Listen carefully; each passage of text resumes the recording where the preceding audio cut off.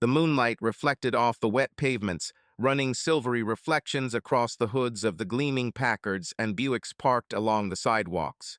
The city breathed in the rhythm of the era. Somewhere in the distance, a tram hummed strainingly, newspaper delivery men shouted the latest crime news, and around every corner one could hear the ringing laughter of girls from the review, mixed with the hoarse voices of tipsy clients. Jazz flowed from the smoky clubs, saxophones sang their daring, immodest songs, and the piano echoed them with ragged, nervous chords. The air was saturated with fumes, perfume, and the fumes of cars that rushed along the wet asphalt, leaving behind a trail of gasoline and gunpowder fumes. But behind this bright tinsel lay another side of Chicago gloomy, merciless. Short bursts of violence broke out in the alleys. The mafia rules here. Here money, power, and loyalty were decisive. One of its kings was Vincenzo Vince Luciano, a name that was whispered in underground bars, a man whose order could decide the fate of anyone. His influence spanned the entire city, from luxury casinos to filthy docks where crates of illicit alcohol were unloaded with a thud. Vince not only survived in this world, he created it according to his own rules. And in this city, where the law was written by men like him, he was the one who determined who would live and who would disappear into the cold waters of Lake Michigan. Tall, handsome, wearing a perfectly tailored suit that fit him like a second skin, Vince Luciano stepped out of a black Packard with the lazy grace of a predator. His whole appearance radiated a cold confidence bordering on insolence, a man who was used to taking whatever he wanted from life and never asking permission. He was wearing a black suit made of expensive Italian wool, emphasizing his broad shoulders and narrow waist, and a perfectly ironed snow-white shirt slightly revealed his strong neck. Gold cufflinks glittered on his wrist, and the slight movement of his hand emphasized the expensive leather gloves that he wore with impeccable taste.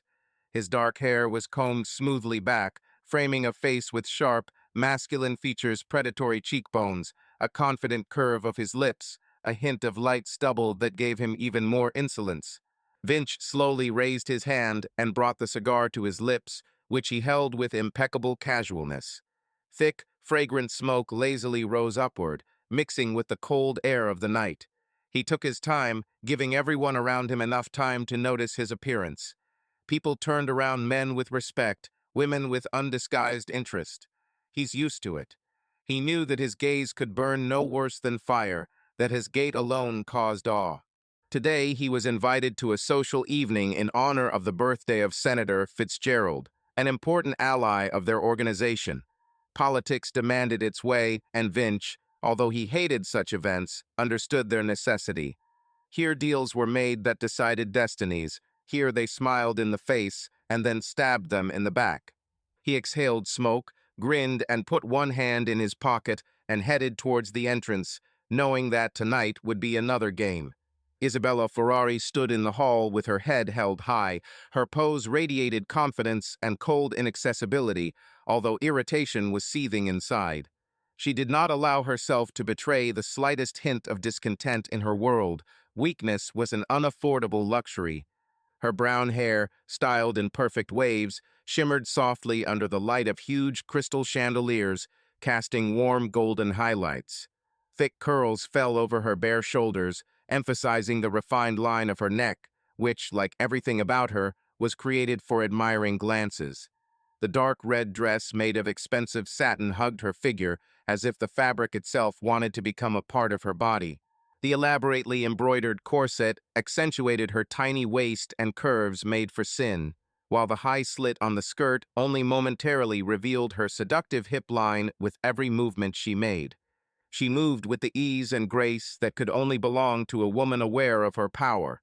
Each step was accompanied by the rustling of fabric, as if the night itself was whispering secret promises to her. Her lips, covered in a deep wine shade, were softly pursed not as a sign of timidity, but in a challenge that she threw out to this evening and all its inhabitants. She hated such tactics. Pompous conversations, false smiles, men greedily devouring her with their eyes, and women enviously scanning every seam of her dress. It all seemed to her like a theater in which she was given the main role, the role of a rare jewel put on display. But her father, Luigi Del Vecchio, was adamant. "You must marry a worthy man, Isabella. Our family needs reliable connections," he insisted with that unchanging conviction against which it was useless to argue. She pursed her lips, looking around the spacious hall. Tall columns of white marble, gilded balconies, brocade-embroidered draperies, everything here exudes luxury, but this luxury seemed to her like a prison. Servants scurried around with trays filled with expensive champagne and gourmet snacks, but she was not interested in either the treats or the smiles of the guests. She saw only one thing: the hypocrisy hiding under expensive suits and diamonds. The men looked at her with luscious smiles, some holding their gaze for too long, appraising her like a commodity. Women dressed in frilly dresses with deep necklines cast appraising and sometimes envious glances at her. Their eyes were empty, full of the endless game in which they were accustomed to living. Isabella sighed, keeping her face expressionless. Today she had to play her role. But who said that she wouldn't play by her own rules? And yet one face caught her attention. Vince Luciano stood at the bar, lazily lighting a cigar, his long fingers confidently holding a thin Cuban roll. The viscous aroma of expensive tobacco hung in the air, mixing with notes of cognac and the tart perfume of the guests. The twilight of the recreation area hid part of his face, but the soft light of the lamps highlighted sharp cheekbones, slightly furrowed eyebrows, and dark eyes, in which one could read the calm confidence of a man accustomed to getting what he wants. His black tuxedo fit perfectly, emphasizing his broad shoulders, and his crisp white shirt contrasted with his tan skin. Vince lazily ran his tongue over his teeth, inhaling the thick smoke, and leaned his elbow on the bar counter.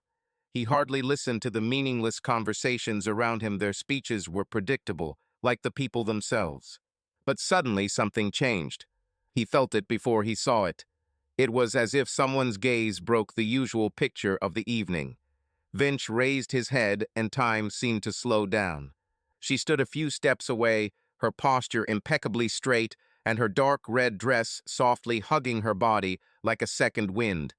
The waves of brown hair shimmered in the light of the chandeliers and the eyes. There was no fear in them, just a challenge. This look pierced him sharper than a blade. Women were always nearby, beautiful, desirable, hunters, ready to fall at his feet. But she didn't ask for his attention. She challenged him. Vince's lips twitched in a barely noticeable smile. He took a puff, held the smoke for a second, and slowly released it into the air, never taking his eyes off her. And then, easily and naturally, he took a step towards her. "Are you here against your will?" His voice was low, hoarse. In a way, Isabella raised an eyebrow. "Like you?" He bowed his head. "I rarely do anything I don't want to do." "So you want to be here?" "Now, yes." His gaze burned. The music changed to a slow foxtrot. He extended his hand. "Allow me?" Isabella hesitated slightly, but took his hand. Her fingers found themselves in strong, but surprisingly warm palms. He led confidently, impeccably, like a man accustomed to controlling not only the dance, but also destinies. "Your father will probably be unhappy that you are dancing with me," he remarked. "My father is dissatisfied with many things." "Me too. But he's right. You shouldn't be around me." "Why?" Vince leaned a little closer, so that her breath mixed with the aroma of his cigar. "Because I'm a criminal and I'll steal your heart," Vince grinned. Isabella raised an eyebrow and leaned closer, her lips dangerously close to his ear. "Be careful, Vincenzo," she whispered. "Sometimes thieves find not gold in the chest, but poison." His smile grew wider. He liked her more and more. From the other side of the hall, Luigi Del Vecchio carefully watched his daughters dance. He didn't say a word, didn't make a single move, but an alarming fire flashed in his dark eyes. He knew who Vincenzo Luciano was and understood. It was very, very bad. Alfredo Frido Barbari, Vince's right-hand man, watched silently from the far corner of the room. His gaze tenaciously followed Isabella's every movement, the expression on her face, the way Vince looked at her. Frido knew his friend better than anyone, and he didn't need to hear their conversation to know there was a problem. Big problem. Frido ran his fingers slowly along the rim of his glass, thinking. He knew that Vince was a man who did not allow himself weaknesses, but the way he looked at Isabella told a different story.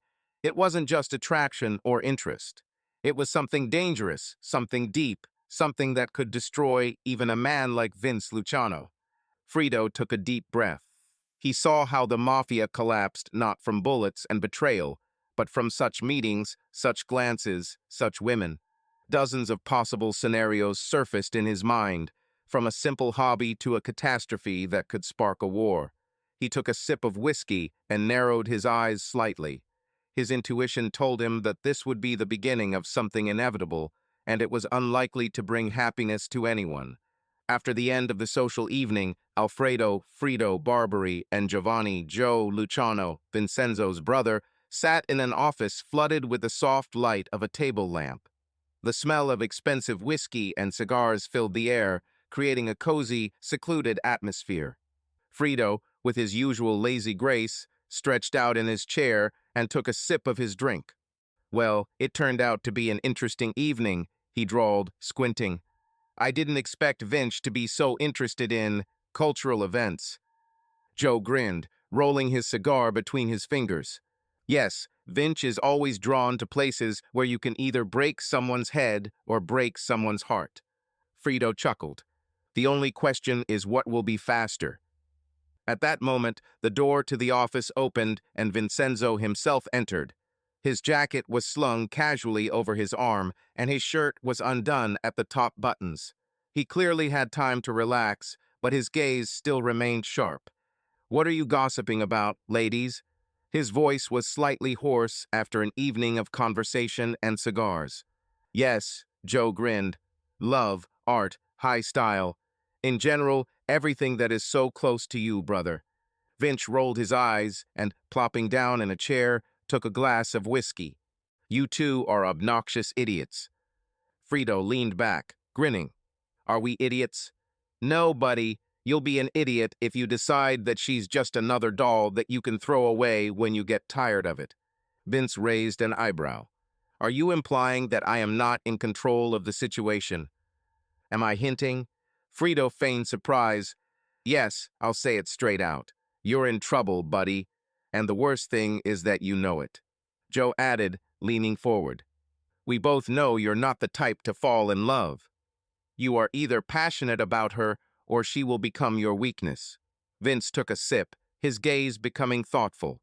"You both talk too much." Frido laughed. "And you are too little. But don't worry, we'll wait until you admit the obvious to yourself." Vince grinned and put down his glass. "Now let's discuss working issues. Joe, what's up with shipping through the port? Is everything going according to plan?" Joe nodded, flicking the ash off his cigar. "Yes, the cargo is already on its way. Our people at the docks have everything under control, but we suspect the cops have become too nosy." Frido shook his head. "They smell money like rats. We need to check who exactly is spying on them. If we find a rat, we'll deal with it according to the usual scheme." Finch thoughtfully tapped his fingers on the armrest. "Speed up the check. I don't want any surprises. What about the casino? Are profits growing?" Joe grinned. "Yes, people spend more than they earn. Your plan with the new baccarat table worked." Frido added with a wink. "Yes, someone is lucky not only in love, but also in business." Vince chuckled, but remained silent, only took another sip of whiskey, allowing the scalding liquid to spread down his throat. The tension of the evening, the endless conversations about money, power, political games, all this should have occupied his thoughts, but no. They returned to her again and again. To her gaze piercing, daring, in which there was neither fear nor humility. He was used to women looking at him with admiration, hope, or thinly disguised greed. But her eyes, something different was read in them. Call, interest. Perhaps even a hidden desire that she did not allow herself to reveal. He remembered the curve of her lips, languid, mocking, stirring the blood. Lips that seemed designed to make men lose their heads. He could have sworn that at some point her gaze lingered on his lips, but this could only be a trick of the light, a figment of his overheated imagination. Crap. It was annoying, but even more fascinating. He tried to concentrate on business, but her image seemed to be burned into his consciousness. Flashes. Her silhouette is in a dark red dress, emphasizing all the curves of her body. Silky hair that falls softly to the shoulders. A slight movement of the hand, thin fingers squeezing the glass. The scent of her perfume was subtle, with hints of jasmine and vanilla, promising something he might never be able to get. He knew women. He knew how they played, how they glanced at him, waiting for him to take the first step. But Isabella Ferrari was not one of them, and that's what drove him crazy. The morning in the house of the Del Vecchio family began measuredly, but tensely, like a stretched string, ready to tremble at any moment. Through the translucent curtains, soft light filtered into the kitchen, painting the walls in warm golden shades. There was a thick, enveloping aroma of freshly brewed coffee in the air, mixed with subtle notes of freshly baked bread, cinnamon, and vanilla.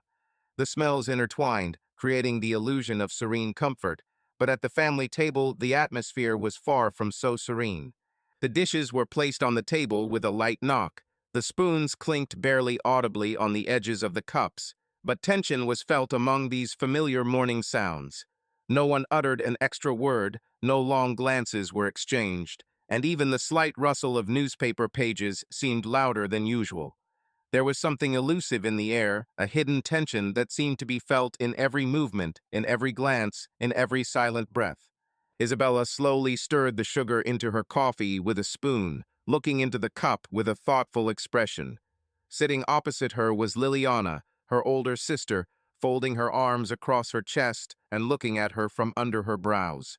"You look different," Liliana finally said, narrowing her eyes slightly.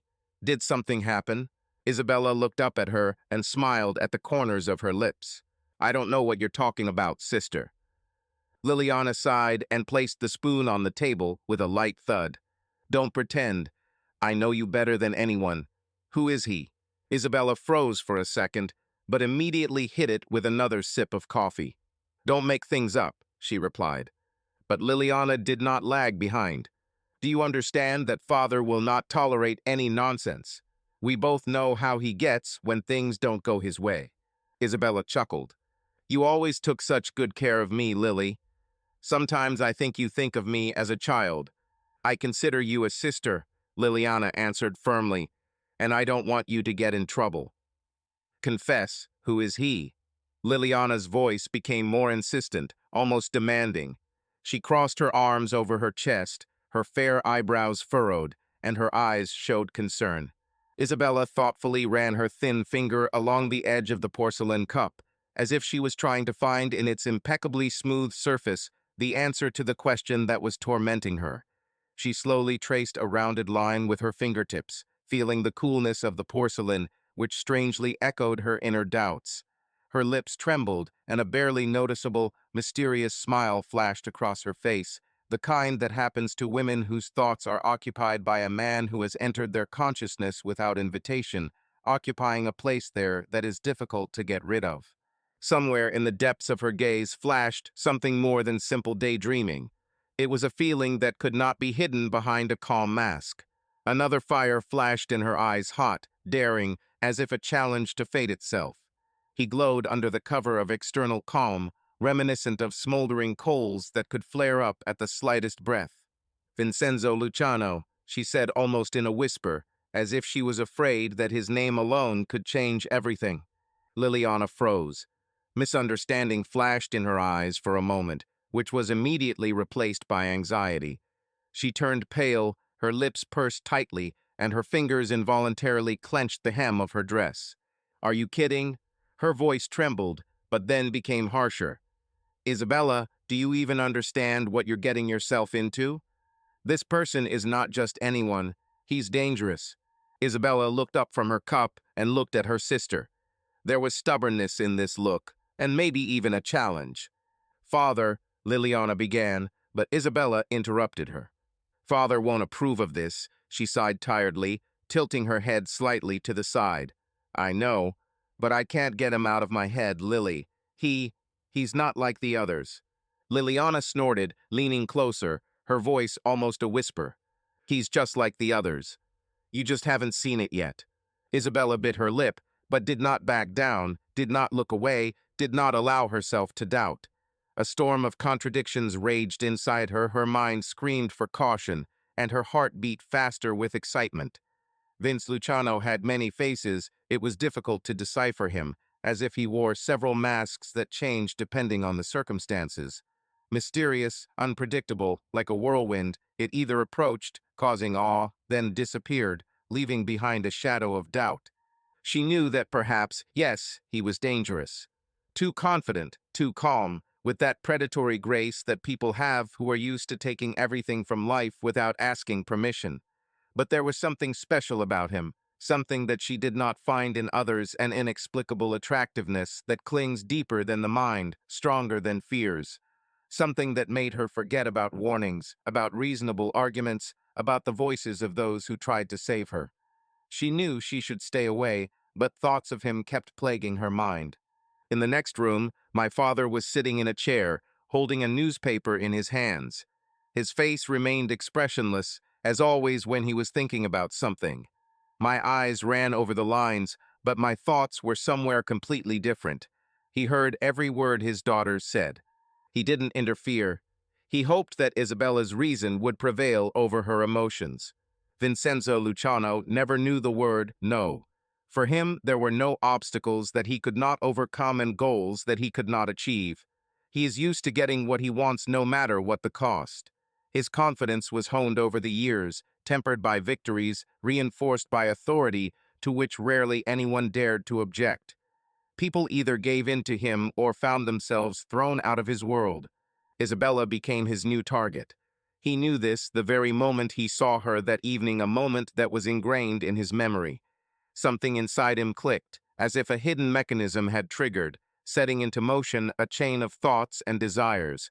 She was not just beautiful, her beauty was special, bewitching, not the kind that catches the eye, but the kind that subdues, penetrates the consciousness, leaving an indelible mark. But there was more to it than that. Her posture, her look, the way she carried herself, proud, unapproachable, in no hurry to obey someone else's will. She did not look at him with admiration, like others, did not try to please. On the contrary, there was a challenge in her eyes, a hidden mockery, as if she knew something that he had yet to unravel. She was a stranger, inaccessible, a woman who did not belong to him, and that's why he wanted her even more. He started with the simple, acting subtly, carefully, like an artist creating a masterpiece, layer by layer applying the colors of temptation. Flowers, but not just bouquets bought in the first salon you come across. He chose the rarest orchids that grow only in the wild corners of tropical forests, flowers that require care and attention, as if reminding that real beauty is something fragile and precious. They appeared at Del Vecchio's house every morning, neatly packed in elegant boxes, enveloped in the subtle aroma of distant countries. Each delivery was accompanied by a small note written in confident handwriting. Beauty is meant to be admired. Your gaze made me forget what it means to breathe. Some things are too rare to be owned, but valuable enough to be sought after. Isabella barely glanced at these words, but before burning the paper in the fireplace, her fingers involuntarily froze on the edge of the page. She didn't want to read, but her eyes still caught the meaning. Her heart skipped a beat. Her hands were shaking not from fear, but from something more dangerous. He didn't stop. After flowers came jewelry, not flashy, not provocative, but refined and thoughtful.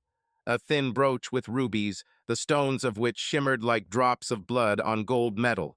A bracelet whose shape perfectly followed the curve of her wrist, as if created just for her. Isabella didn't wear them, but she didn't throw them away either. Decorations appeared on the mantelpiece, ignored but not completely rejected. They were there, just like him, persistent, inevitable, like a shadow from which it was impossible to hide. And then random meetings began, if, of course, they could be called random. Vincenzo never relied on fate and did not believe in lucky coincidences. He created them himself, crafted them with the precision of a jeweler, calculating every detail, every appearance, every second of their intersections. He was where she was. In the theater, among the muted light of chandeliers and the rustle of evening dresses, he found her gaze in the crowd, not approaching, but allowing her to feel his presence. In the art gallery, where her fingers hovered in the air in front of the paintings of the old masters, he stood a few steps behind, as if he himself were part of the exhibition, one that was impossible not to notice. Even in the small coffee shop, where she liked to go in the morning to enjoy the first sip of hot espresso, he appeared unnoticed, sitting down at the farm table without making a single move in her direction.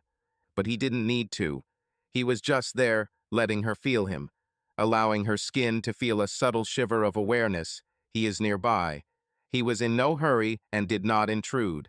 He gave her time to get used to his shadow, to his gaze burning the space between them, to the realization that, despite all the warnings, he would still be there. And one day, when she finally looks in his direction, he will take exactly one step exactly at the moment when she is ready. "You're stalking me," she once said to him, meeting his gaze. He grinned, lightly, carefree. "If I were chasing you, Isabella, you wouldn't be able to turn away." She pursed her lips, trying to hide her smile. But he didn't give her time to think.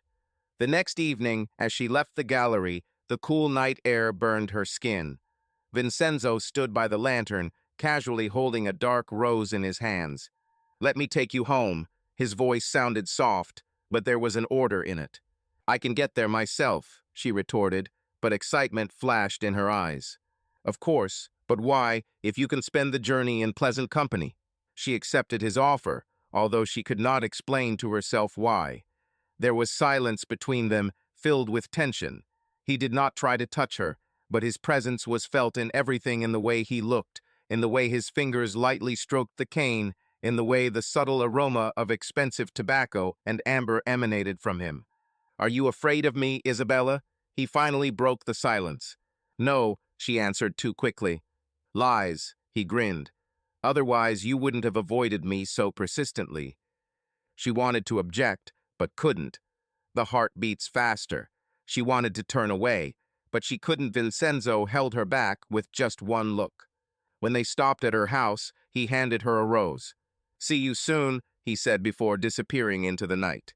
Isabella closed the door, but in her heart she understood that this was not their last meeting.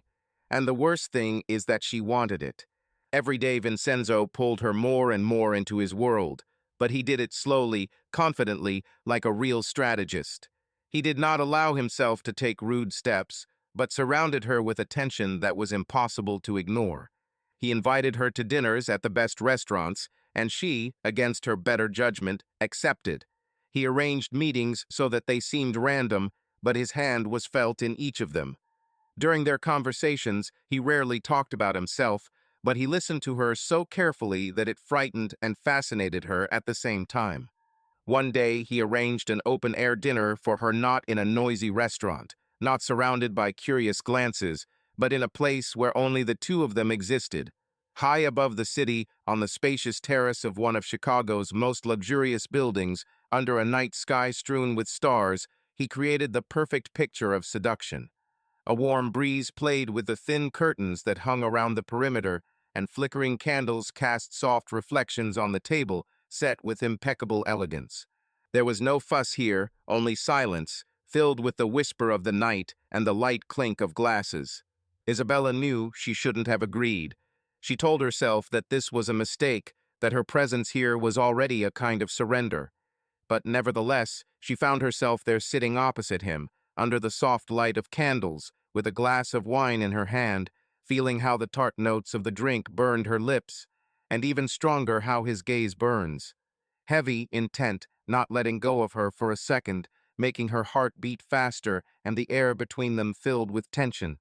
The passion between them grew like a fire, still contained, but ready to flare up at any second. It was like playing with a gusty flame. It could warm you up, or it could burn you to the ground. Every glance, every random gesture, every breath taken in time with each other only fanned this internal fire. Just a little more, just a second, and it will devour them both. "Do you understand that I'm not the kind of person with whom you can build an ordinary life?" His voice was calm, but there was a shadow of warning in his eyes. Isabella put the glass down, her fingers nervously sliding along the stem of the glass.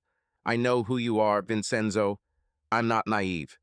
"Then you must understand." He leaned closer, and her breathing hitched. that my world does not forgive mistakes.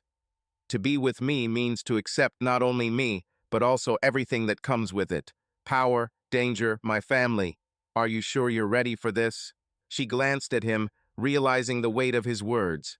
Vincenzo was not an ordinary man, and this attracted her as much as it frightened her. I haven't made a decision yet, she finally said, without looking away. Think, Isabella. His voice became a little softer. As long as there is still a choice, there will be no turning back. Isabella could no longer deny the obvious. Vincenzo Luciano became something inevitable for her, an inescapable force, like a tide that could not be stopped, no matter how hard she tried. He entered her life quietly but persistently, filling the space between thoughts, insinuatingly weaving into her consciousness, leaving an indelible mark on it. Even if she wanted to, it would be impossible to escape from him. He was in her mind, in her blood, in every breath, in every hesitant movement of her fingers as she reread his words, and then squeezed the paper, trying to erase them from memory. During the day, she could still resist, build walls, convince herself that her world would remain the same. But the night became her weakness. When the moonlight gently slid across her pillow, flooding the bedroom with silvery shadows, she closed her eyes and invariably saw him. His gaze is dark, deep, as if penetrating into the very essence of her soul. The one that sent goosebumps across your skin, making your heart clench with excitement. His hands are strong, confident, but never overstepping boundaries, not demanding, but waiting. They were dangerous, like a predator in wait, but there was a restrained power in their movement, a promise that one day these boundaries would disappear.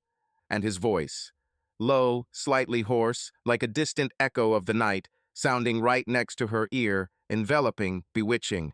He was like a hidden secret that belonged only to her. And each time this voice pulled her deeper into inevitability, to the point from which there would be no return.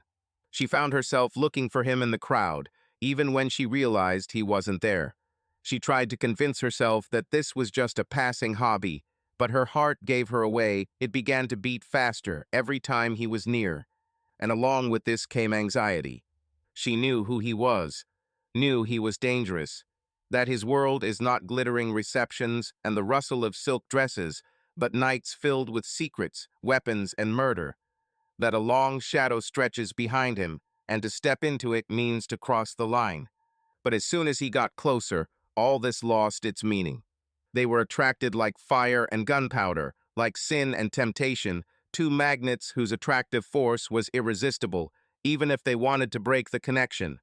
There were no words between them, but there was no need for it. Tension, thick, almost tangible, filled the space, making the air dense, electrifying. He looked at her as if he saw right through her, as if he understood her every secret thought, even before she had time to realize it herself. There was something dangerous and captivating in this look, like that of a predator who does not rush to attack, but has already made a decision. Sometimes she tried to convince herself that it was just a game, that he was used to getting what he wanted, that she was just another challenge for him. But the longer she looked into his eyes, the more she realized that this was a lie that she wanted to believe, but which she could no longer believe. There was something more in his gaze, not just a desire to possess, but something deeper, darker, hungry, primal, and at the same time surprisingly patient. He was in no hurry, did not rush her, did not take sudden steps forward.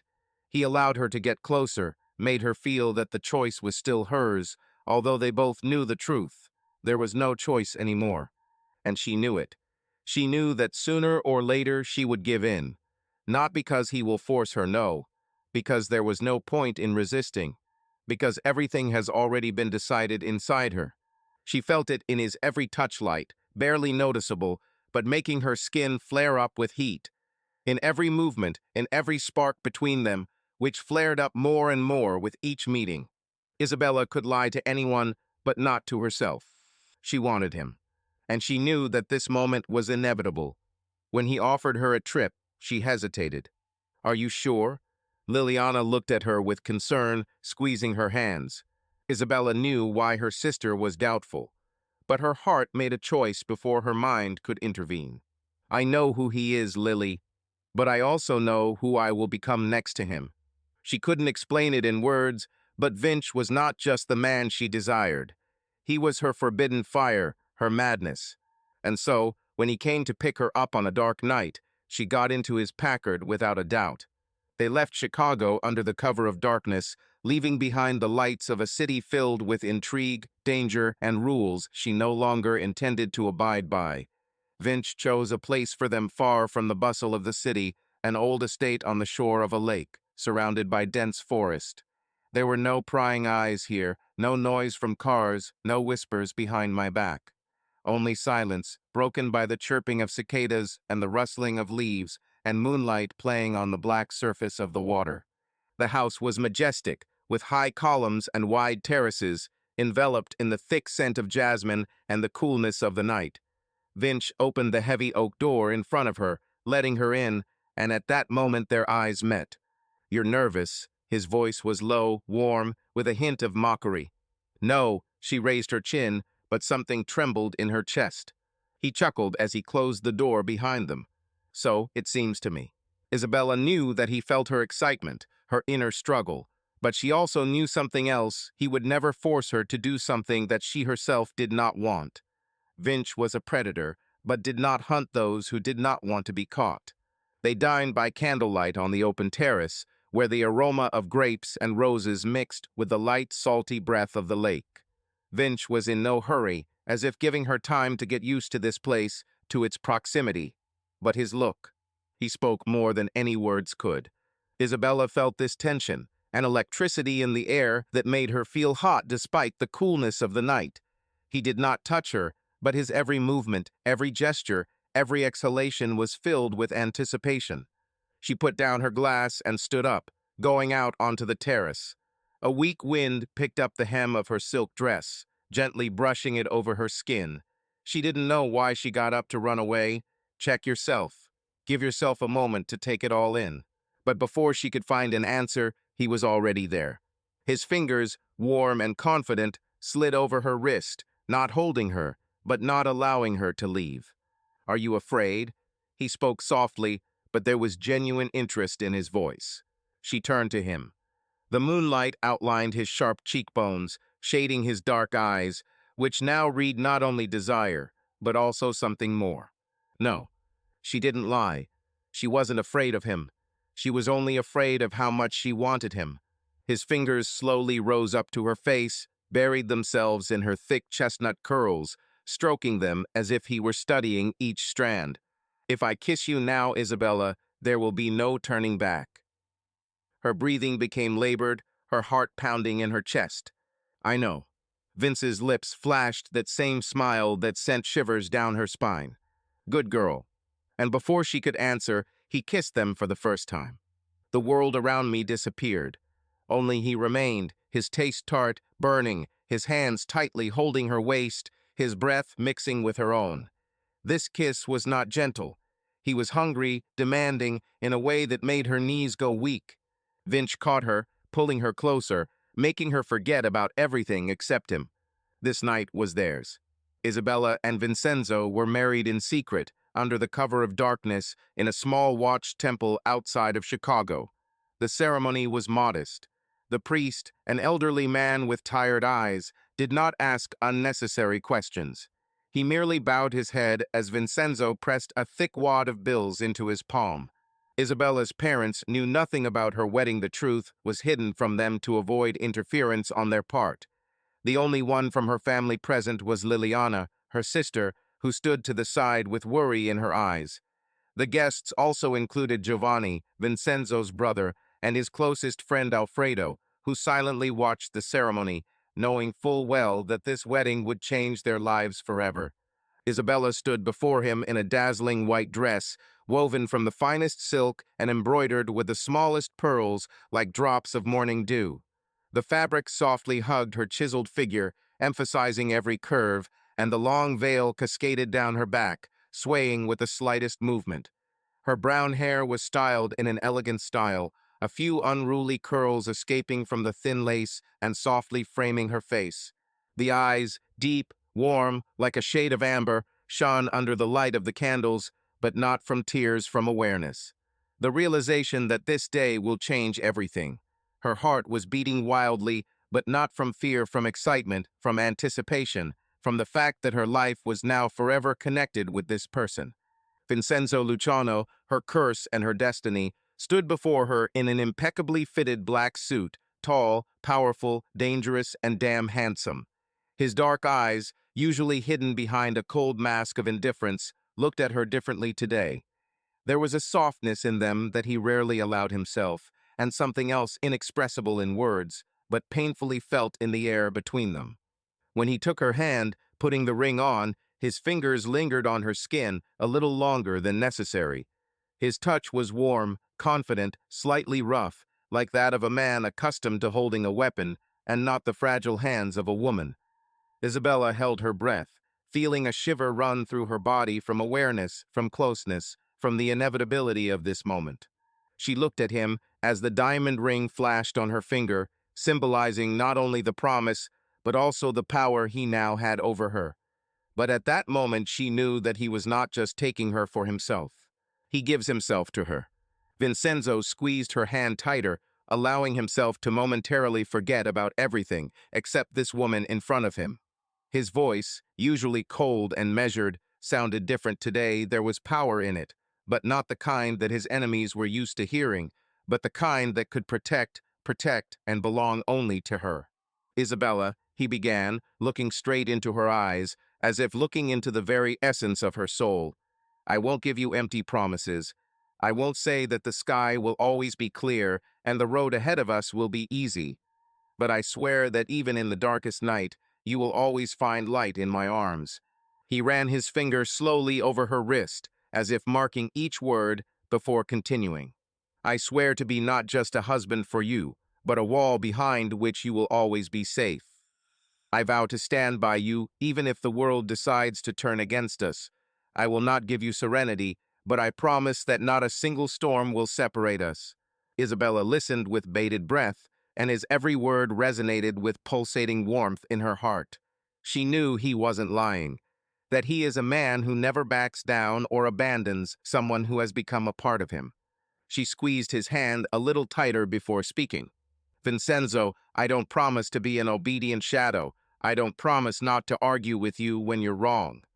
But I vow to be your compass if one day you lose your way. I swear not to be afraid of your storms, but to walk through them side by side, because your flame will not burn me, it will warm me.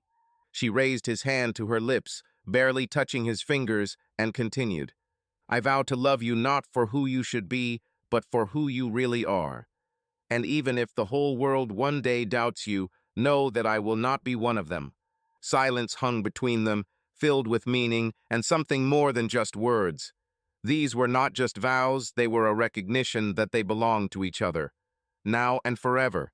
After the ceremony, Vincenzo took her away from prying eyes to a place where no one could separate them. The mansion in which he settled her was not just a house, but a real fortress. Tall black gates with forged patterns hid behind them an area surrounded by greenery. A stone-paved road led to a massive mansion made of dark marble, with columns that looked like they were taken from an ancient Italian palace. Huge windows with heavy velvet curtains reflected the soft light of the lanterns, and inside every movement echoed loudly under the high arches.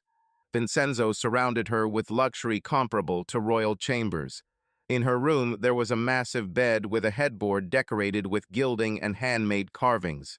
The sheets were woven from the most delicate Egyptian cotton, and the bedspread shimmered with deep ruby velvet. Massive Murano glass chandeliers flickered with warm light, casting whimsical reflections on the walls decorated with Renaissance paintings. Dozens of exquisite outfits now hung in her wardrobe. Dresses embroidered with silver threads, cascades of the finest silk, furs so soft that they seemed weightless. Each of them was created by the best couturiers, and each is worthy of the wives of senators and magnates. Sandals with straps encrusted with diamonds, thin gloves made of the most delicate leather, jewelry that took your breath away. But with luxury came rules. Now you are my wife, Isabella. His voice was soft, but there was steel in it. And that means you belong to me. I will protect you, I will give you everything you want. But there are things you have to accept. She knew what he meant. She saw how he was with his enemies.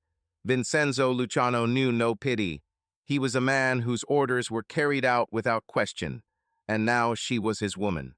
At first it seemed to her that this did not concern her. But one night, when she heard a noise and quietly went down to the hall in the mansion, she witnessed his criminal activities. "You shouldn't have seen that," he said without even turning around. Isabella bowed her head silently and returned to the bedroom. The love between Isabella and Vincenzo was like a fire burning, all-consuming, capable of warming, but also burning to the ground. When he was near, the world was painted in the richest shades, his voice sounded like a melody, his touches left traces of heat on her skin, and his kisses were like a sip of strong wine that made her dizzy. But every day this fire became more dangerous. He burned her out from the inside, leaving only the ashes of anticipation. Vincenzo disappeared more and more often. At first he simply left for a few hours, then for days, and then for weeks. When he returned, his eyes reflected the darkness that he did not allow into their home, but which always seemed to be on the threshold. He didn't talk about what was going on in his world, but she knew. She knew by the smell on his skin, by the tired shine in his eyes, by the way his fingers sometimes clenched into fists even in his sleep. The mansion, which had once seemed like a fairy tale palace to her, now resembled a prison. The high walls, behind which a strange, dangerous world roared, pressed more and more every day. The evenings passed in silence, only the echoing footsteps on the marble floors, only the shadows dancing on the walls from the candle flames. The huge halls, decorated with works of art, suddenly seemed cold and lifeless to her. She wandered around the house, sliding her fingers over luxurious surfaces, but all this gold, diamonds, expensive furs no longer made sense. Everything lost its value if it was not there. Vincenzo became her heir, but now this heir was becoming rare, and every day it was becoming more and more difficult for her to breathe. One evening, sitting by the window, she heard the door slam below. Heavy footsteps were heard in the corridor, and a moment later he appeared in the doorway. His shirt was unbuttoned, his face was tense, and there was dirt on his hands. "Where have you been?" she whispered. He slowly walked over, sat down next to her, and took her hand in his. "This is not what you should think about, Isabella." "But I think. I'm your wife, Vincenzo. I'm not just a doll in a golden cage that can be hidden from reality." He clenched his jaw, then leaned closer, his voice low and dangerous. "You are mine, and I will not allow you to touch this world." Her only companion was Liliana, her sister, who sometimes came to visit. Liliana saw how Isabella changed. "You don't laugh the way you used to anymore," she said quietly over a cup of tea. "Tell me, Bella, are you happy?" Isabella looked down, not knowing what to answer.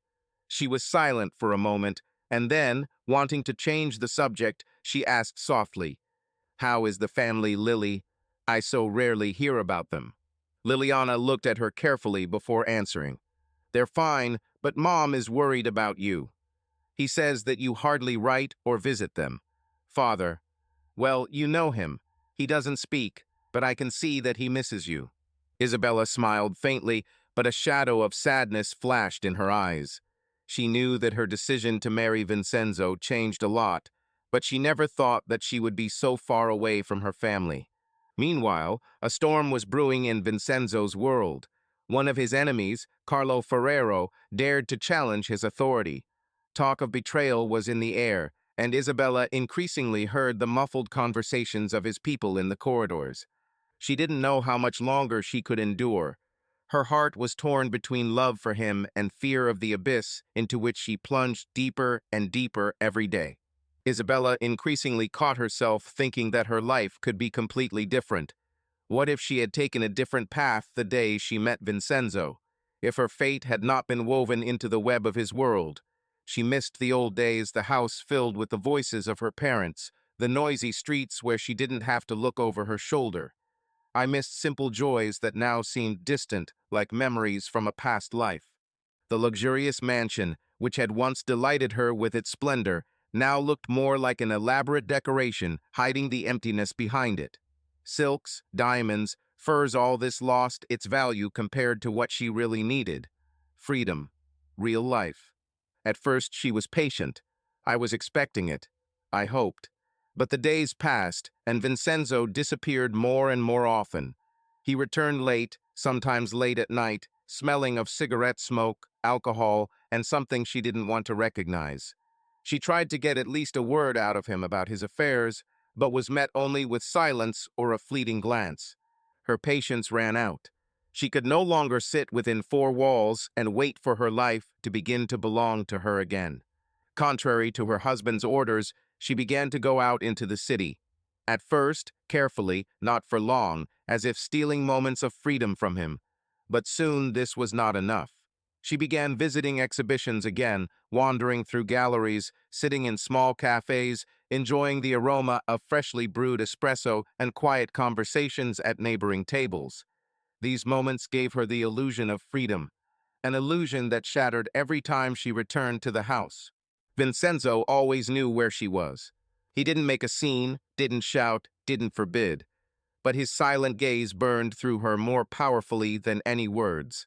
There was no rage in those eyes, only the icy calm of a man who was used to being in control of everything. One evening, when she returned later than usual, he was already waiting for her. He stood by the window, holding a glass of whiskey in his hand, and his silhouette seemed like a gloomy shadow against the background of the night city. When she entered, he did not turn around immediately, only took a slow sip before saying, "You are stubborn, Isabella." His voice was quiet, but in this silence there was a threat. "You think you can play this game, and I won't notice anything." Isabella straightened up, meeting his gaze with challenge. "I'm not playing, Vincenzo. I just want to live."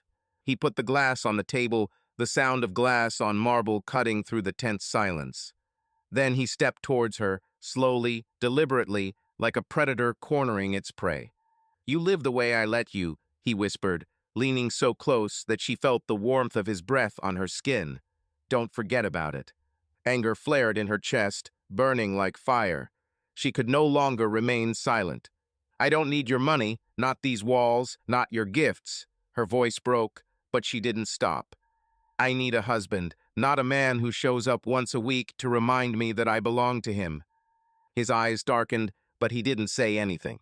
"You think you can just present me with a fact," she continued, clenching her fists, "that I will sit here and wait for you, like a devoted doll, while you decide your affairs."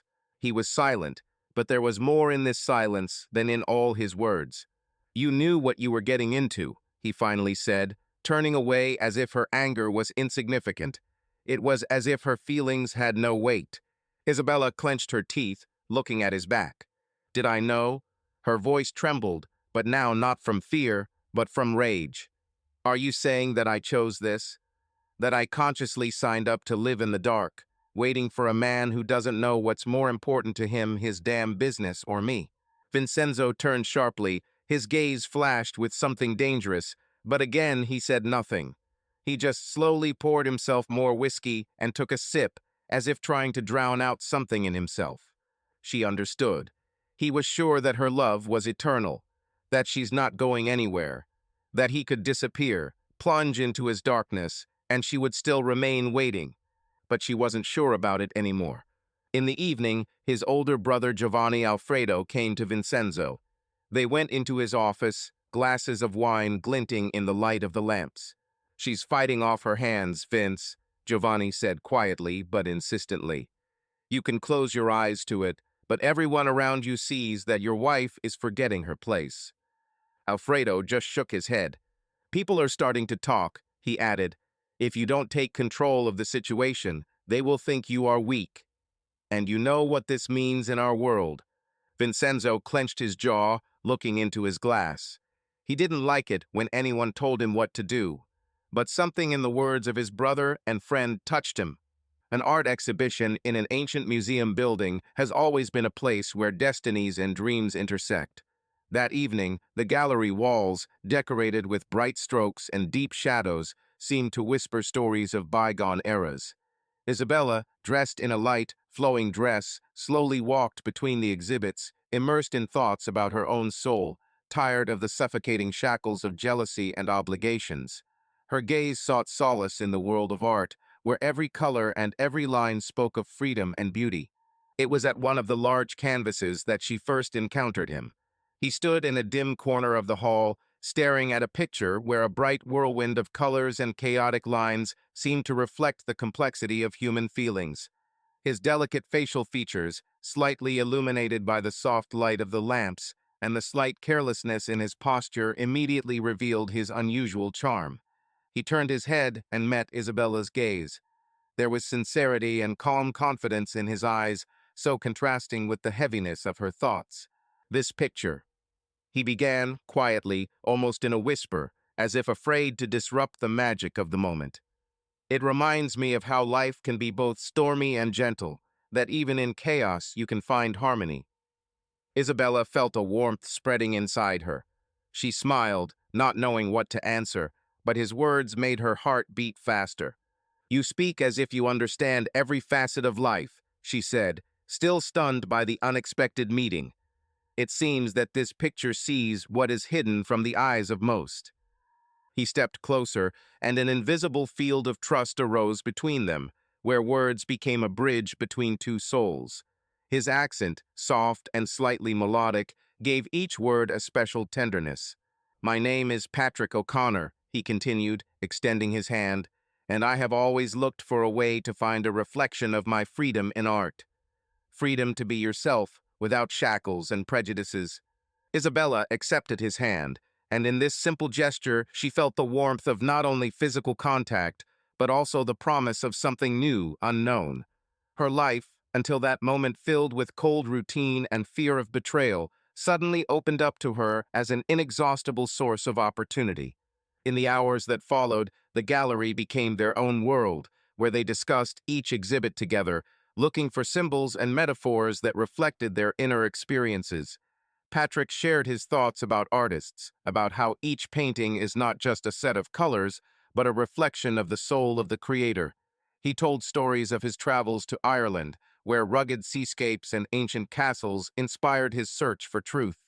His stories were filled with subtle humor, lightness, and a genuine passion for life. Isabella listened, forgetting about everything in the world, absorbed in his every word. In his presence, she felt freed from all obligations, as if she could finally hear the voice of her heart. When the exhibition came to an end, Patrick invited her for a cup of coffee in a cozy cafe nearby. At the table, illuminated by the soft light of ancient chandeliers, the conversations continued. In the relaxed atmosphere of the cafe, to the sounds of quiet jazz music, they exchanged frank confessions. Patrick talked about his dreams, about how important freedom and the opportunity to love without restrictions are for him, and Isabella, carefully, but more and more openly, shared her fears and hopes.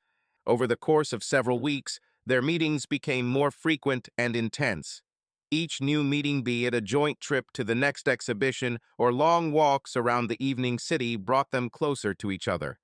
Together, they explored not only the world of art, but also the labyrinths of their own souls. In these conversations, filled with sincerity and slight flirtation, Isabella felt the taste of freedom for the first time in recent years. Patrick did not demand that she renounce the past, did not put pressure on her, did not remind her of prohibitions. He simply gave her the opportunity to be herself, accept her feelings, and enjoy every new moment. One day, after a particularly inspired evening, when the streets of the city had already plunged into the soft haze of the night, they found themselves on a quiet alley near a cafe. A light breeze played with her hair, and flickering lights were reflected in his deep eyes. As if in silent agreement, their hands met, and in this gentle touch there was all the promise of freedom and tenderness. Patrick carefully pulled Isabella closer, and in that moment time seemed to stand still. His lips found their way to hers, and their first kiss was not a flash of passion, but a quiet, almost imperceptible recognition that something more had arisen between them. This kiss, filled with tenderness and awe, became the very moment when she allowed herself to let go and feel freedom. The moment their souls touched, Isabella realized life could be different. Meeting Patrick was the beginning of a new chapter in which she learned to accept her true essence, allowing love and freedom to penetrate every cell of her being. But along with this freedom came the realization. Every new feeling, every touch moves her away from the old world, where duty and fear ruled. But she did not realize that betrayal has its own price, and in her case, it would be unbearable. Cabinet Vincenzo, Chicago, 1932. Vincenzo sat at the head of a long, massive oak table, the surface of which had already darkened with time and the many conversations held here. A muted twilight reigned in the office. Heavy velvet curtains, the color of deep burgundy, were closed, preventing street lamps from flooding the room with light. The tart aroma of expensive tobacco hung in the air, mixing with the light smell of whiskey poured into massive crystal glasses. Around him, in comfortable leather chairs, sat his closest associates. Giovanni, his younger brother, positioned himself on his left, crossing his arms over his chest and leaning back. His sharp features and predatory gaze betrayed anxiety, and his nervous tapping of his fingers on the armrest betrayed impatience. Alfredo Barbary, his right-hand man, sat opposite him, his suit immaculately pressed and a massive gold ring engraved with their family's crest sparkling on his ring finger. Behind the walls of the office, on the lower floors of the building, life did not stop for a second. Somewhere in a bar disguised as a legitimate establishment, jazz was playing, waiters were serving smuggled alcohol, and behind closed doors deals were taking place on which people's fates depended. Chicago lived its dark life, full of money, betrayal, and power. But now more important things were discussed inside this office. Carlo is starting to gain strength, Giovanni said, his voice sharp as a gunshot. He leaned forward, his eyes flashing with an angry fire. He's luring our people away. If we don't show strength, he'll think he might get out of control. Alfredo nodded slowly, lazily twirling the cigar in his fingers. He gave Vincenzo a dark look. I have already sent people to find out which of our people is negotiating with him. There is a rat, and it must be eliminated. Vincenzo silently ran his fingers along his chin, his gaze hard and unreadable. He did not tolerate betrayal, but he hated wars even more. Each clash meant losses, and not only financial ones. Make sure we find her, he said finally, his voice flat but steely. And act quietly.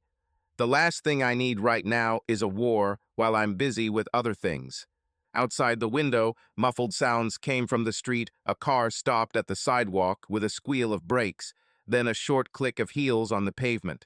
Chicago was breathing, living its dangerous life. And inside this office, the fate of an entire criminal empire was being decided. After the discussion turned to financial issues and new supplies of alcohol, the meeting gradually came to an end. Everyone left, leaving Vincenzo alone. Vincenzo leaned back in the massive leather chair, his fingers leisurely tapping the armrest. The room was twilight. The light of an antique table lamp with a green lampshade softly illuminated the office. But Vincenzo's thoughts were now far from business. Valentine's Day is coming soon. He suddenly realized how long it had been since he had seen Isabella's sincere smile. Lately, there had been a shadow in her eyes and a slight coolness in her voice. Lately, she had often complained and made scenes like a capricious child. He felt it as clearly as he felt the smell of gunpowder after a shot. He knew that being the wife of a mafia boss was not an easy role. Constant secrets, threats, danger that hovered in the air even on the quietest evenings. He turned his gaze to the window, behind which the lights of the big city flickered.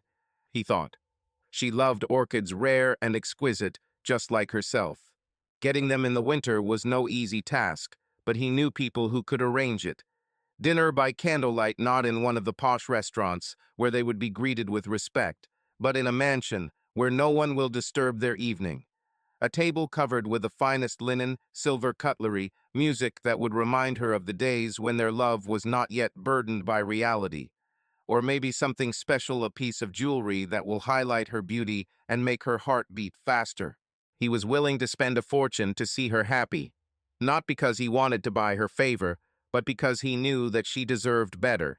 And if this day gives her at least the illusion of a quiet life, he will do everything to make her believe in it, at least for a few hours. But when Isabella returned home, he noticed something unusual in her eyes. She met his gaze, but quickly looked away. He knew her too well. Something has changed. "You're late again," he said quietly, watching her reaction. "I stayed in the city," she answered casually. Vincenzo slowly stood up and came closer, peering into her face. "I was delayed, which means—" His voice was soft, but a hidden warning was heard in it. Isabella knew he sensed a lie, but she couldn't admit it. She was afraid that he could see right through her, that he knew about her meetings with Patrick. She simply remained silent, hoping that she could stay on the edge of this abyss. Vincenzo is not used to uncertainty. He always knew where his enemies were, who his friends were, and could read people like an open book. But now, when he looked at Isabella, for the first time he felt a slight doubt. Her gaze became different. There was something in it that was not there before. He knew this woman, knew her down to the smallest detail, her gestures, her breathing, the tone of her voice. But now something had changed, and he felt it. When Isabella entered the bedroom, the air in the room was heavy, filled with the smell of expensive whiskey and the faint aroma of smoke from smoldering logs in the fireplace. The flames cast dark, moving shadows on the walls, creating an almost hypnotic atmosphere. Vincenzo sat in a chair by the fireplace, casually holding a glass of amber liquid with one hand. He looked relaxed, but there was tension in his posture, a hidden wariness that was only revealed by the way he slowly, deliberately ran his finger along the edge of the crystal glass. His gaze immediately found her greedy, studying as if trying to unravel the mystery that she brought with her. "You look tired." His voice was low, almost purring, but there was steel in it. Isabella froze for a second, the subtle movement of her eyelashes betraying her internal outburst of emotions. But she quickly pulled herself together, straightened up, and stepped deeper into the room. It was just a long day. Her voice was smooth, but too controlled. Vincenzo took a slow sip without taking his eyes off her. "Where have you been?" She raised her head, meeting his eyes, and for one short moment something flashed in her gaze. A second of hesitation, doubt, fear. He caught it like an animal smelling its prey. "In the gallery," she answered, too quickly. "Then I walked a little." He didn't move, but the tension in the room was almost palpable. He then slowly leaned forward, placing the glass on the table next to the chair. "I don't like being lied to, Isabella." Her shoulders tensed, but she quickly put on a mask of indifference, pretending that his words did not hurt her. "You don't trust me?"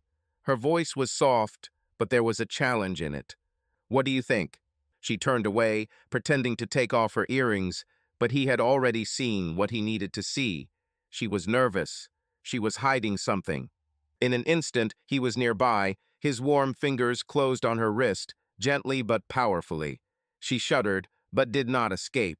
Vincenzo slowly ran his hand up her arm, lingering on her shoulders, sliding down to the curve of her waist. Her breathing quickened, but she didn't pull away. "Maybe you just want me to be jealous." He whispered near her ear, his voice burning her skin like fire in the fireplace. Isabella held her breath. She could lie, she could again play the role of the boss's unapproachable wife, but he felt she was better than anyone. "You're too used to controlling everything." Her voice trembled when his fingers touched the line of her collarbones. "Because I have something to lose." He turned her towards him, pressing her to his body. "And you know it." She bit her lip as she met his gaze. The same fire burned in his eyes as in the fireplace. Not just suspicion, not just anger. Desire. "Maybe I should remind you who you belong to." His voice was quiet, but it had more power than any threats. She didn't answer. Only her lips trembled slightly when he kissed her and took her to bed. Isabella did not expect this day to be a turning point.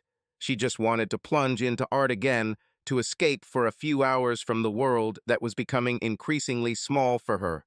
But fate decreed otherwise. The exhibition she was at turned out to be popular. There were many visitors, and among them she suddenly noticed Patrick. They did not agree to meet. It happened by accident. Her heart trembled as he walked towards her, smiling as if he had been waiting for this meeting. He looked confident, relaxed, his blue eyes sparkling with liveliness, contrasting with the tense atmosphere of her own life.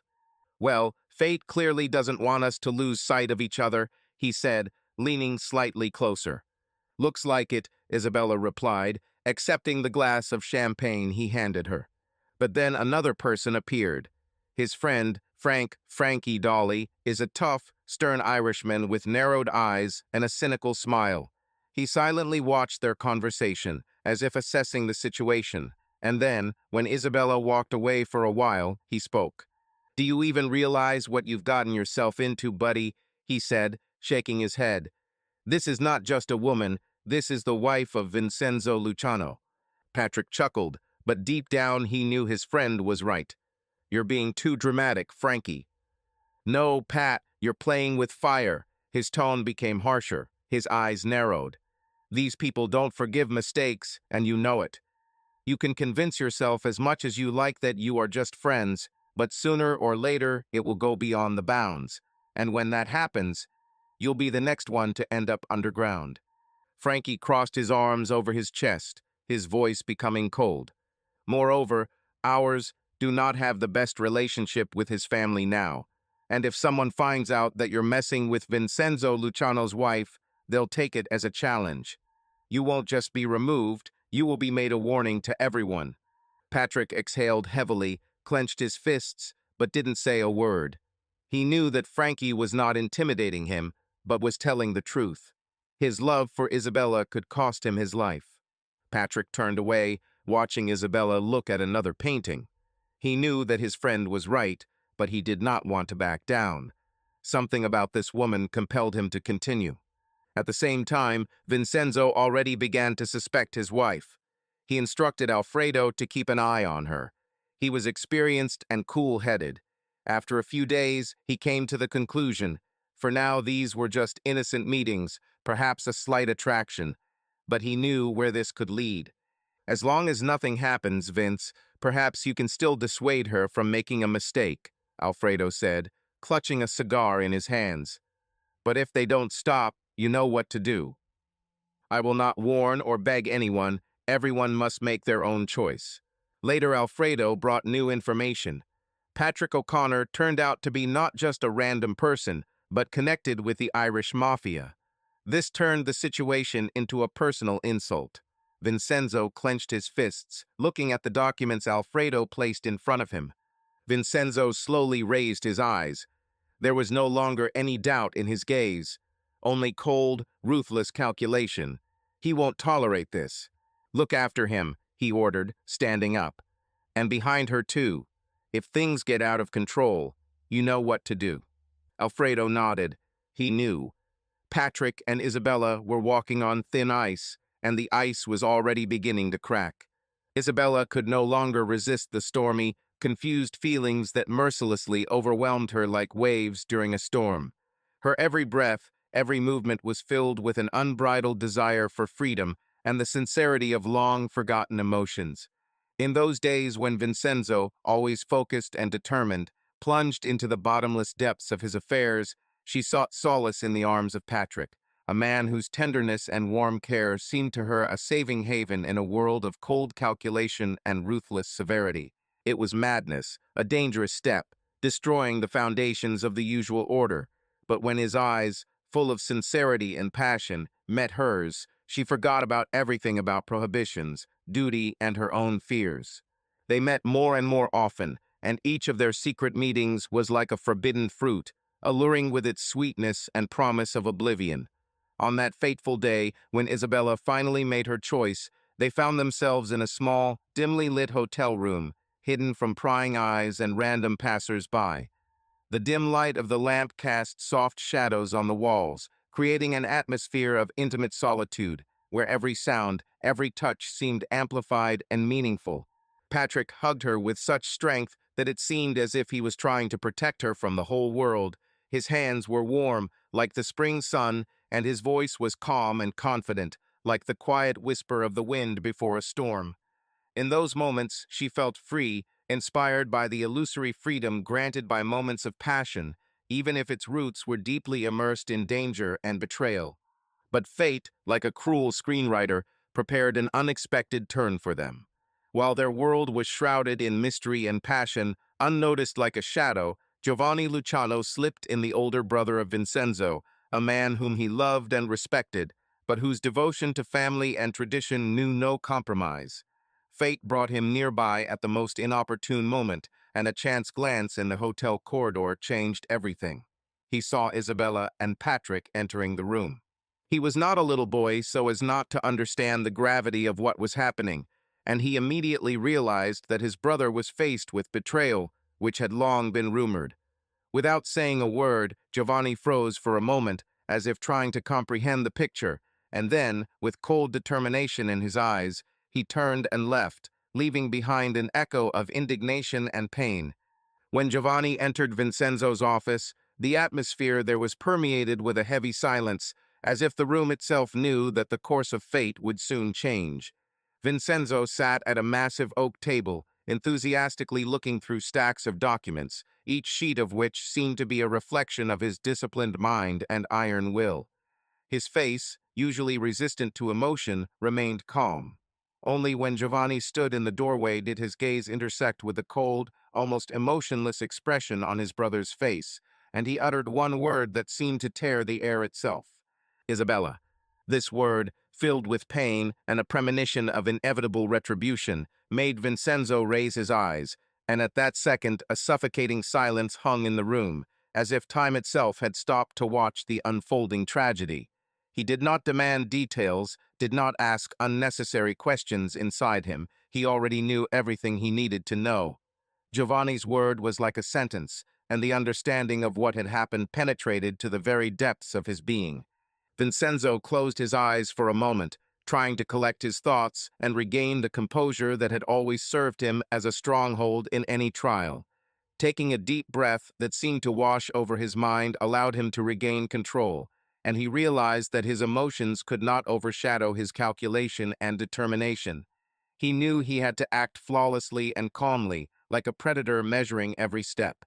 His plan was not just revenge, it was a blow that should have served as a warning, a signal to all who dared to question his power and honor. This was not an outburst of rage, unbridled and destructive. It was a carefully planned and calculated action in which every detail mattered.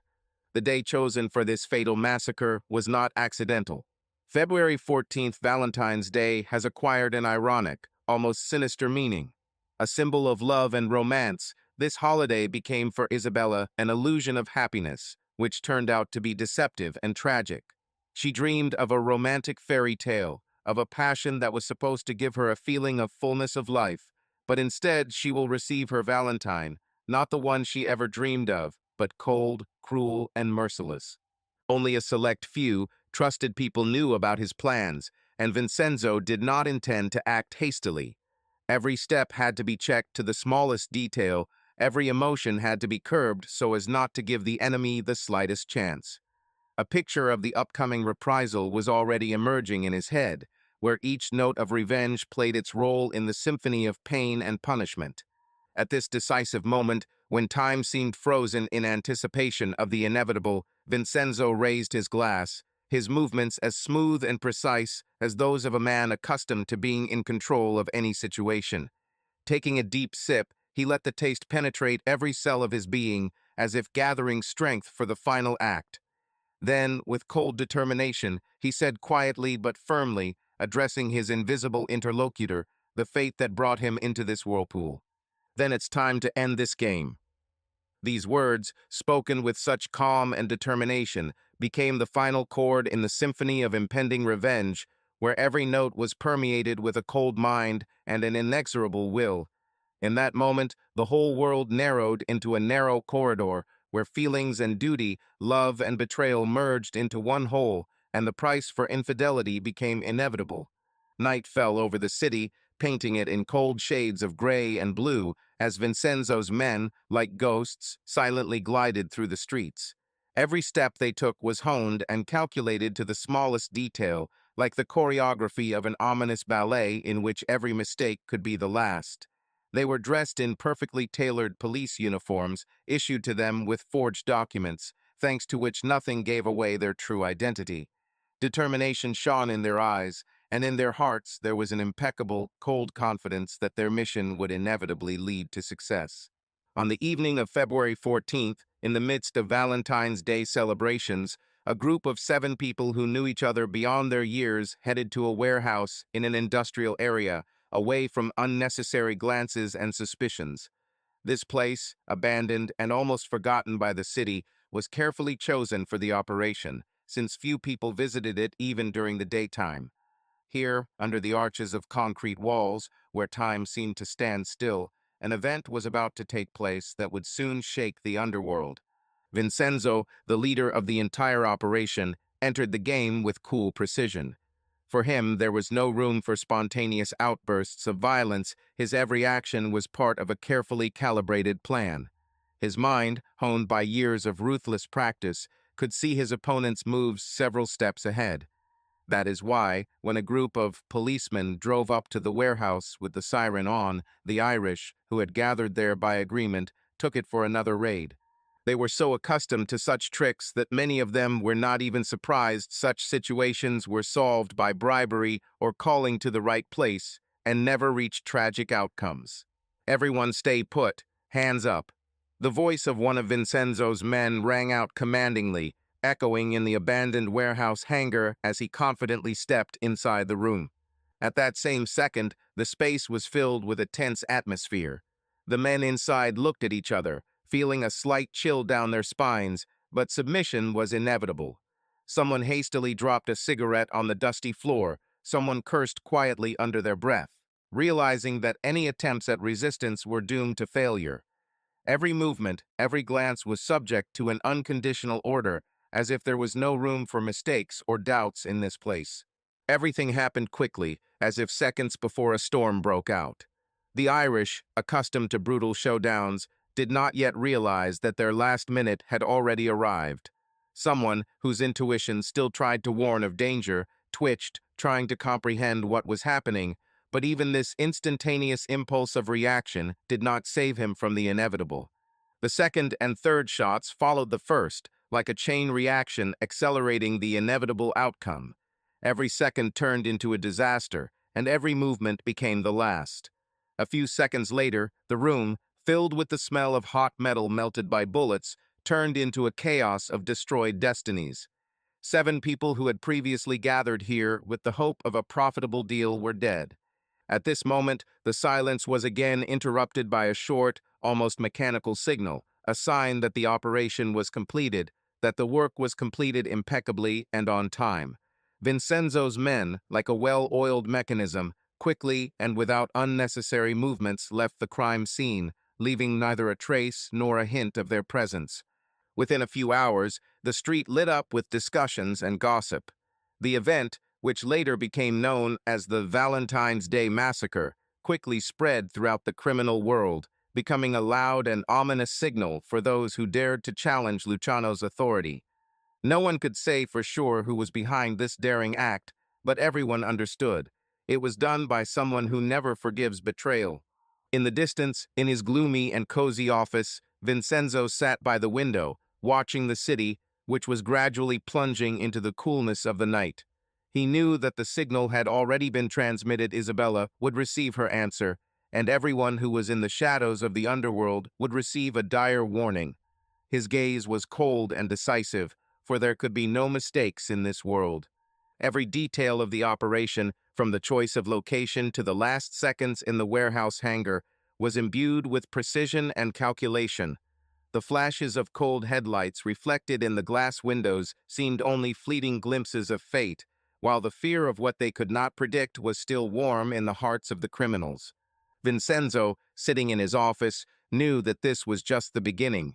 He already foresaw how his name and the name of his organization would be passed on from mouth to mouth, as a dire warning for those who dared to betray faith and break the sacred rules of the game. The operation was only the beginning of revenge, thought out to the smallest detail, and each such event became a brick in the wall of intimidation that he erected around his criminal kingdom. At this moment, Vincenzo smiled quietly. It was time to deal with Isabella and this freak. Isabella and Patrick sat in the darkened room of a small motel on the outskirts of town, like 2 people lost in time, stuck between the past and the inevitable future. The room breathed with anxiety. The weak light from the neon lamp barely illuminated the shabby upholstery of the chairs, and the aroma of mustiness and dampness hovered around. The heavy air seemed almost tangible, as if the night itself was about to surround them with an icy embrace. The radio in the corner, barely audible, broadcast the alarming news. Valentine's Day Massacre, a headline that, like an icy knife, cut into the consciousness of everyone who knew even a little about the underworld. 7 people were found dead, and behind each victim stood the shadow of a person, famous and dangerous. In this ruthless world, everyone knew who the culprit was, and the question was not who, but when he would decide to overtake Isabella and Patrick. Patrick, clutching his coffee in his hands, tried to somehow hide the trembling running through his body. His voice, slightly trembling from nervous tension, broke the silence of the room. "We have to leave," he said, slowly running his hand through his disheveled hair, as if trying to clear every bit of horror that had accumulated in his head. Isabella, sitting opposite, wrapped her arms around herself, as if trying to contain the very storm raging inside her. Her eyes, filled with fear and sadness, wandered around the room, and she quietly whispered, "I'm very scared." There was a hint of loss in her voice, loss of trust, loss of security, loss of hope for a better future. She had betrayed the most dangerous man in the city, and now, as his revenge began to unfold, she felt that their time was running out. "Where?" she asked, slightly breaking down. "Do you think there is a place where he won't find us?" Patrick, clenching his jaw, answered slowly, almost as if each word was given to him with incredible difficulty. He knew that they were already being watched, that their every move was being watched by the cold gaze of Vincenzo, a ruthless mafia boss ready to destroy the traitors. But deep down, Patrick still hoped that they had a chance of salvation. "I have people who will help," he said quietly, almost like a prayer. "We can go south. Cuba, Argentina. The main thing is to disappear from the city as soon as possible, to disappear into the crowd of strangers before Vincenzo catches up with us." The moment hung in the air, filled with fear and inevitability. Isabella looked up and saw the determination in them that Patrick had tried so desperately to hide. But in her heart there were more doubts than hopes. The fear of pursuing her, the fear that even if they escaped, the shadow of betrayal and revenge would remain forever. At that moment, a loud sound of a passing car was heard outside the window. Every sound, every rustle seemed to be a harbinger of imminent danger. They both froze, hearing the wheels cutting through the silence of the night. "We need to act now. Any second of delay, and we will become the next target." With the speed at which time seemed to flow away like sand, they began to collect the essentials. In a room filled with turmoil, each item took on a special meaning. Money neatly folded in a worn briefcase, documents with faded stamps and photographs steeped in memories were collected with unprecedented care. And ready. Patrick checked the weapon, his fingers nervously playing with the cold metal of the pistol he tucked into his belt. Isabella, with trembling hands, took out a small box that carefully preserved memories of the past and locked it.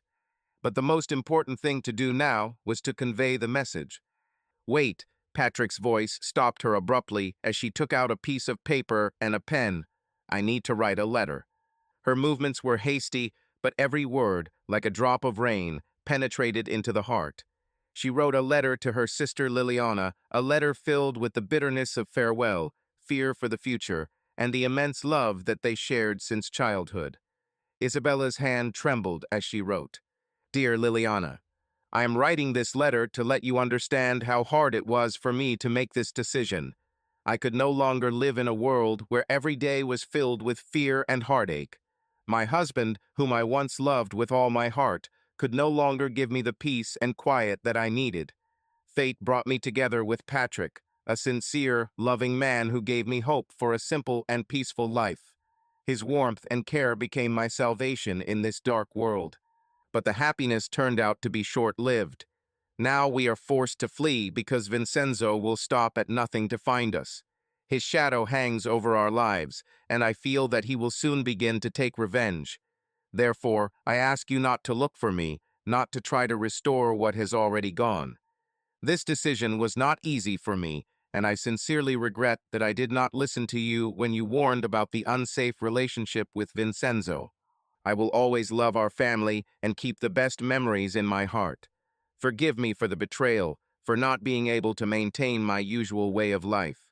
My soul longed for freedom, for a world where there is no constant fear and pain. Let this letter be a confession that my actions were driven by a desperate need for salvation. Goodbye, dear Liliana. I hope one day, when everything has calmed down, our paths will cross again, and you will understand why I had to leave. Always yours, Isabel. Isabella carefully reread what she had written, as if trying to capture her pain and despair in every line. She knew that every word was the last message, a bridge between the past and that unknown future in which she had to live in fear for her life. Let your people deliver it, she said quietly, looking up at Patrick. Patrick nodded without taking his eyes off the window.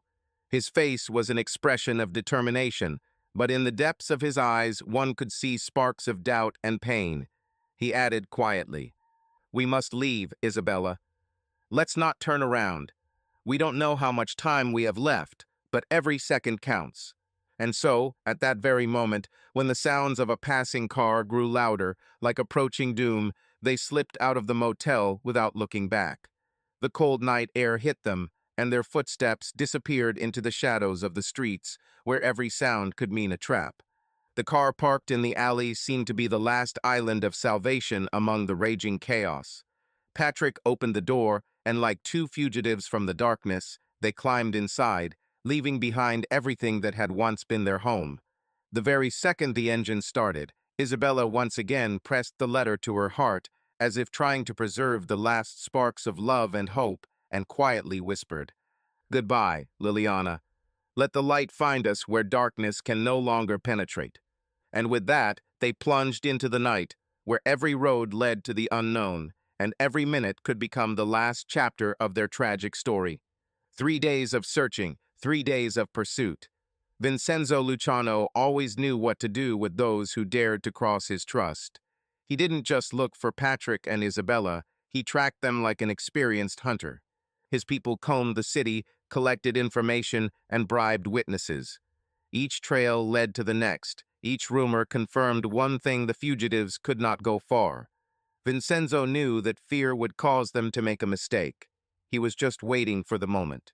On the third day, his patience was rewarded. One of the informants said that they stopped at a small private house on the outskirts of Los Angeles, tired, exhausted, confident that they had received a little respite. The night turned out to be cold. The air was saturated with silence. Only a light wind moved the branches of the trees. Vincenzo stood nearby, peering into the dim light breaking through the window curtains. They were inside Isabella and Patrick. They thought they had managed to escape, but he was here.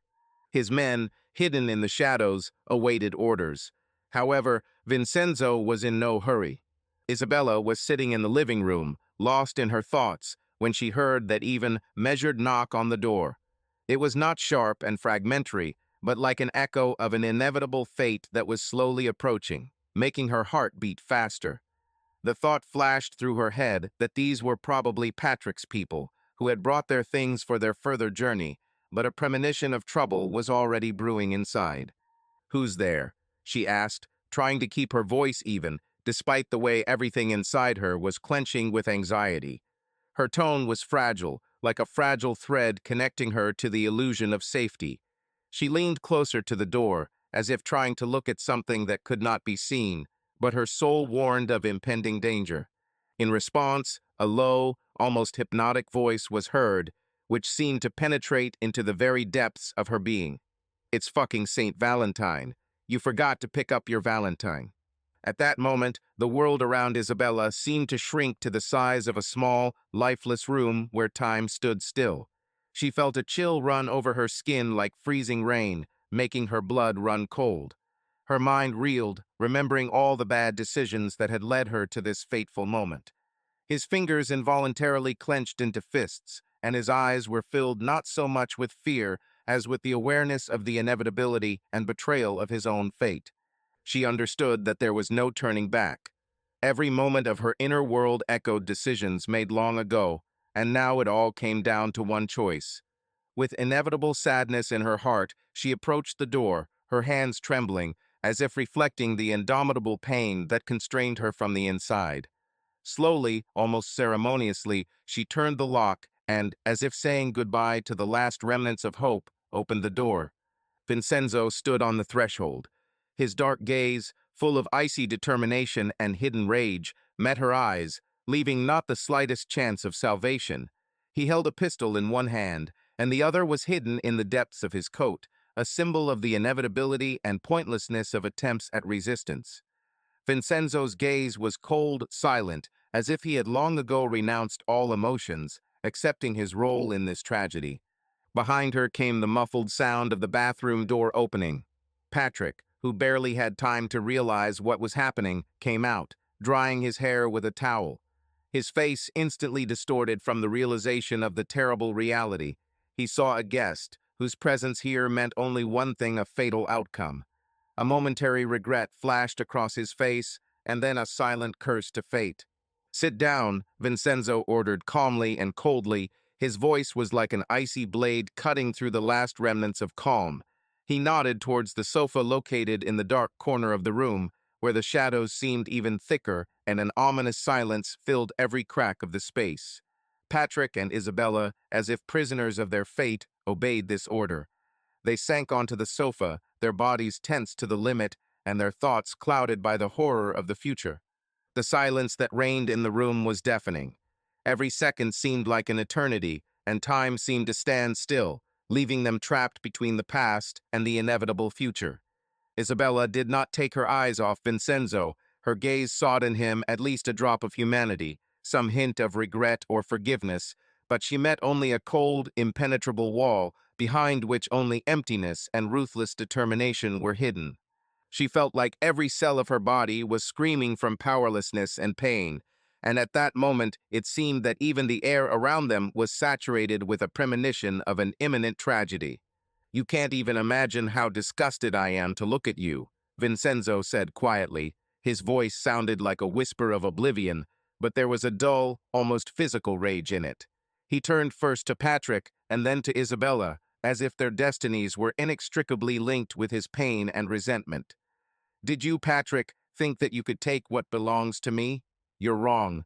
You don't understand who you're dealing with. And you, Isabella." He lingered on her name, as if trying for a moment to remember who she was before, when fate could still give hope. His gaze was full of conflicting emotions. Something similar to regret flashed in it, but at the same time hardness, as if he had long ago lost the ability to compassion. "You destroyed my love, my heart. You turned out to be completely different from the one I saw. You are just like everyone else, a dirty, lying bitch." Isabella tried to utter at least some word, a cry from the soul, but her throat was like an icy armor, depriving her of the opportunity to express the depth of pain and loss. Her every thought collided with a ruthless reality that left no room for compromise. She understood that there were no words that could change fate, that every moment was permeated with the sadness of loss and irretrievably lost hope. A painful silence hung in the room, where every sound, every movement seemed to be harbingers of the inevitable end. Vincenzo took a deep breath, as if gathering his last strength. At this moment, time seemed to stretch, allowing every second to sound like the last chord of a tragic symphony in which destinies intertwined and fell into small fragments. Outside the windows, the silence of the night fell, broken only by a dull sound that pierced the dark space. This sound, indescribable and ominous, seemed to signal a transition from one reality to another, a reality where the mistakes of the past took on their final form and hope became only a shadow of bygone times. A few seconds later, the door smoothly closed, leaving behind all those unfulfilled dreams and vows.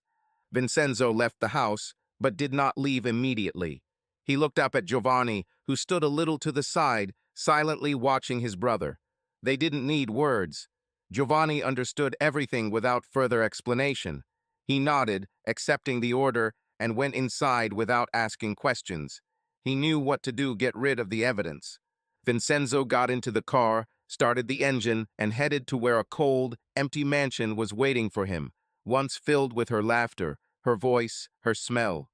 Every corner of this house held memories of the woman he loved more than life itself, about the one for whom I was ready to move mountains, for whom I would give everything, even my soul.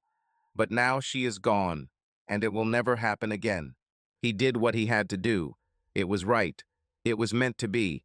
He told himself this over and over again while his hands clenched the steering wheel and the emptiness throbbed in his chest, sucking him in like a bottomless abyss. Love and hatred intertwined into one suffocating lump, which he tried to swallow, but it did not allow him to breathe. When he entered the mansion, silence greeted him with a resounding echo of emptiness. Everything here reminded me of her. Silk curtains that she loved so much, her favorite perfume that was still in the air, a photograph on the table where she smiled at him, the same smile for which he was once ready to kill anyone. Irony. Now he killed her. Vincenzo walked into the office, sank into a chair, poured himself some whiskey, and slowly raised his glass. This toast could be to victory. He took revenge. He cleared his name of shame. He erased her betrayal like burning out rot from a wound with a hot iron. Years passed, but Vincenzo Luciano remained the same. He lived without fear, without regrets, without the shadow of the past, or so it seemed to those around him. Women were still drawn to him, beautiful, daring, ready to give him their body in one night, or for a ticket to the world of luxury. He accepted them. No obligations, no attachment. There was no longer room for love in his life. He didn't look for her. He didn't believe in her.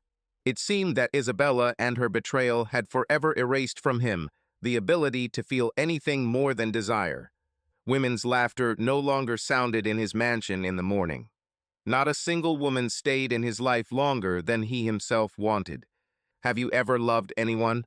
Giovanni once asked over another glass of whiskey. Vincenzo just grinned, looking at the fire in the fireplace. "Love is an illusion. People betray when it suits them. I just learned to be one step ahead." He no longer gave gifts, held candlelit dinners, or whispered tender words. Now he simply used women as coolly as he managed his affairs. He was free, pain-free, free from betrayal, free from hope. But sometimes, on the darkest nights, when the city fell asleep to the sound of sirens, he caught himself remembering the smell of jasmine, and he quickly put out the cigar to get rid of this stupid taste of the past. Subscribe to our channel so that your love doesn't cheat on you, and go ahead and listen to the next story, because this story is nothing compared to the next one. If you're under 18, don't even think, click to the next one.